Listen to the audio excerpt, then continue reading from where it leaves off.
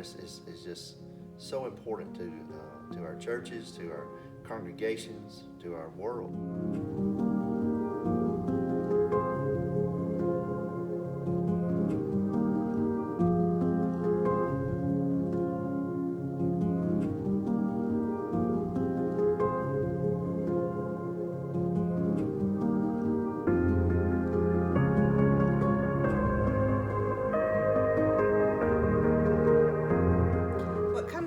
Mainly to me is that from the word orphan is that someone who's fatherless or motherless or someone who cannot take care of like their basic needs, whether it be food, shelter. To me, what people usually think about is someone that has been cast aside, and of course the traditional no mother, no father. My first thought is not rejection, really. It's just a need, that there's a need there for the child. And how they should really look at that as an opportunity to be a part of someone's life. I feel like we should feel like someone that we need to help take care of. We may not can provide all the emotional needs or all the basic needs, but help in whatever way we can.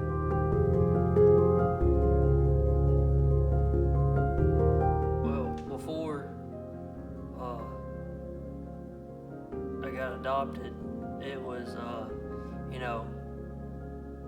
waking up in the morning by myself, fixing my own breakfast, not in a very good home. My brother and I were abandoned by our parents and left for days. I was in a foster home at one time in my life, and it's about the most lonely feeling you can have because you may not have a good meal. Your only meal would probably be lunch in school.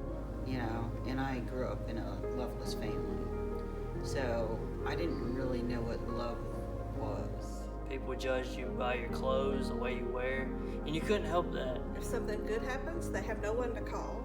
If something bad happens, they have no one to cry on, or a shoulder, or someone to listen. We found out there was a need, and it just stayed on my heart.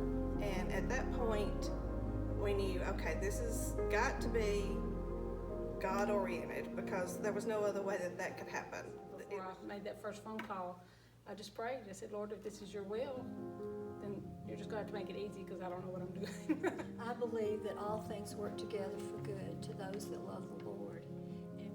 In our story, when we heard about Isabella, we just...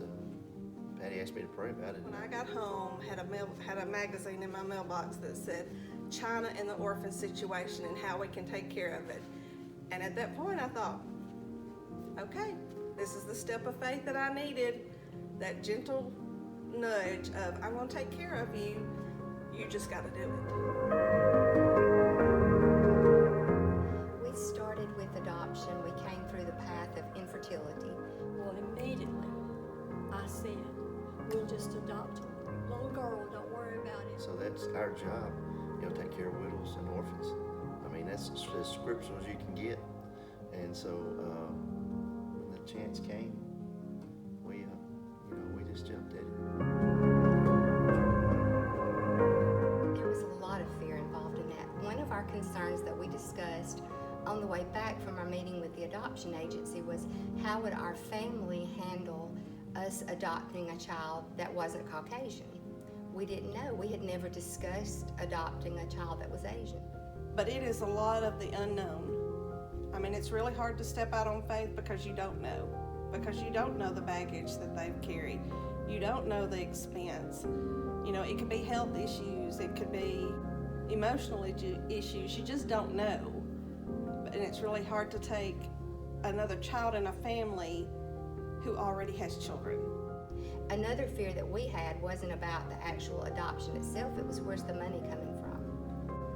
So it was paid in payments, basically. Each thing that you did required money, of course.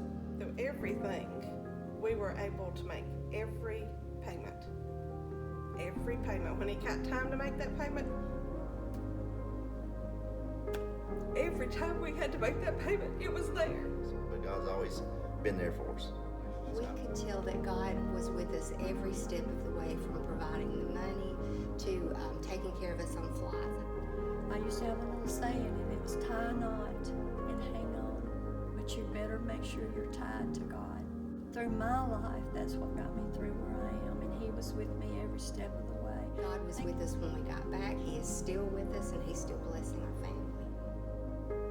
Well, He's used it as a picture of how we should, our little one depends on us totally, and we should depend on Him the same way.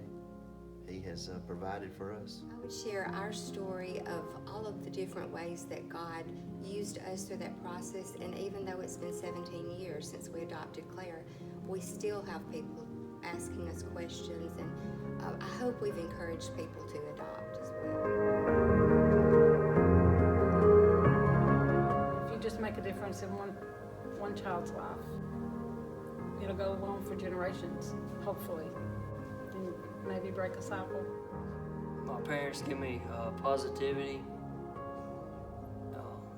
They always, when I ask them questions about something, they always give me a good positive answer. Well, I would tell them to just dive right in and do it, because it's a step of faith. It's that step of faith. And doing that step of faith, we have realized, you know what? God will take care of us. So I think it's just, you really have to rely on God for that, and really ultimately you're gonna give a kid happiness and love, and that's really what counts. And I think that outweighs all of the fears and worries that you may have. Everyone is not called to adopt an orphan, but everybody's called to do something. It's just something that God gave us a commission to do, and we just need to do it. We just need to do it.